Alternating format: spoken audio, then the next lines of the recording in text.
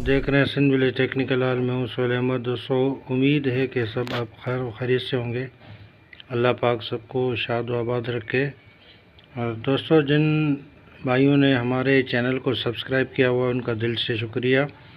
और जो नए आने वाले दोस्त हैं उनसे गुजारिश है कि हमारे YouTube channel Sindh village technical hall को ज़रूर सब्सक्राइब करें और बेल के आइकन को भी दबा दें, ताकि ऐसी मालूमाती वीडियो जो है आपको बर वक्त पहुँचती रहे।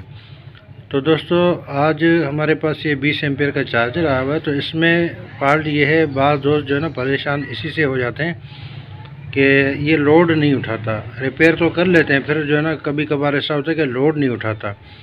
तो लोड ना उठाने की वजह क्या है? अब हमने जो है ना ये 12 वोल्ट का बल्ब कनेक्ट किया हुआ है इस पर। तो अभी आपको जो है ना इसको प्लग इन करके दिखा देते हैं, ठीक है ना। इसका प्लग इन करके दिखा देते हैं कि ये जो है ना ग्रीन एलईडी भी झटके मारती है। दोस्तों, हमारा जो है ना इन्वर्टर बंद हो गया था, तो अभी इन्वर्टर पे इसको चला रहे हैं। और लाइट चली गई थी तो इन्वर्टर पे अभी जो है ना इसको चलाया। ये देख सकते हैं बल्ब कितना ग्लो कर रहा है, 12 वोल्ट का, और इसकी एलईडी भी ब्लिंकिंग कर रही है। तो अब इसमें क्या फ़ॉल्ट है, ये फ़ॉल्ट जो है ना आज हम ट्रेस करेंगे इसको, और आपको भी बताएंगे कि इसको किस तरीके से रिपेयर किया जाता है। तो दोस्तों, इसमें ज़्यादातर मसाइल ये आते हैं कि इसके डबल डायोड ख़राब हो जाए या चॉपर की कोई लाइन मिस हो जाए।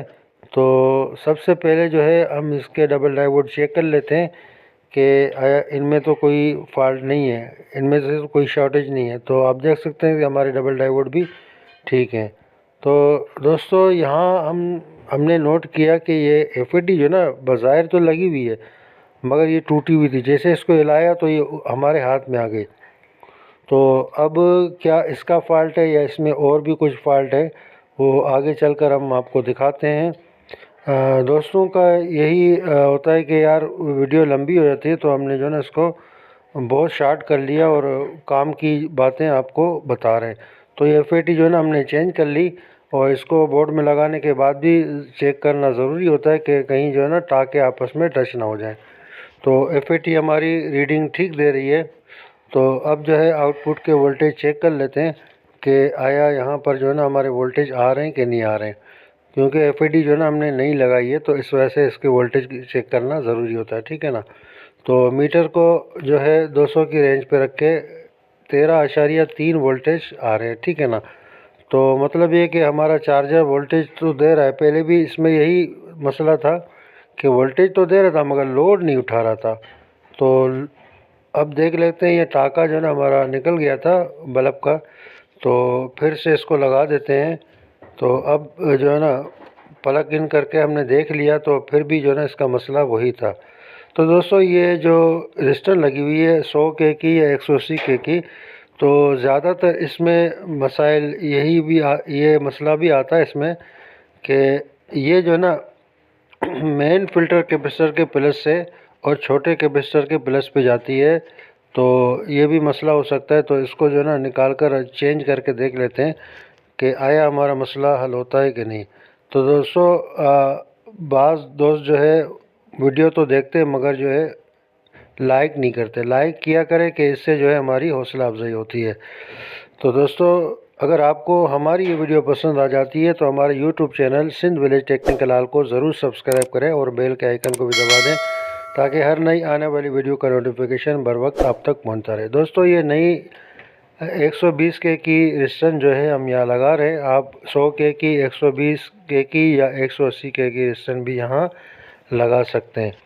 तो इसको बोर्ड में लगाकर अच्छे से जो है टाँका कर लेना है हमने, ठीक है ना दोस्तों। दोस्तों, आपसे यही गुजारिश है कि वीडियो को ज़रूर लाइक किया करें कि इससे जो है ना हमारी हौसला अफजाई होती है और हमें नई नई वीडियो बनाने में जो है दिलचस्पी होती है कि आप जो है ना पसंद करते हैं। तो प्लीज़ लाइक ज़रूर किया करें। और ये जो हमने रजिस्टर लगाई हुई है इसको सोल्व कर देते हैं, ठीक है ना। तो क्योंकि इन्वर्टर चल रहा है, तो इन्वर्टर से जो है ना वो हमारा आयरन ठीक से गर्म नहीं हो पा रहा। तो इसकी लेग भी थोड़ी बड़ी है, तो इसे टाँका लगाने में थोड़ा मुश्किलात आ रही हैं। तो ये लगा के फिर जो है ना आपको दिखाते हैं। ये हमने रेजिस्टेंस लगा दी। अब प्लग इन करके इसको चेक करते हैं कि आया हमारा मसला हल हुआ कि नहीं। तो दोस्तों ये लगाने के बाद जो है ना इसको ज़रा साफ़ भी हमने कर लेना ताकि कोई सोल्डिंग का कोई ज़र्रा नीचे गिरा होगा तो फिर से कोई शॉर्टेज आ सकती है, तो इसको साफ़ ज़रूर किया करें। तो दोस्तों आप देख सकते हैं कि हमारा बल्ब जो है बिल्कुल ठीक से ग्लो कर रहा है और हमारा काम ओके, हमारा चार्जर ओके हो गया।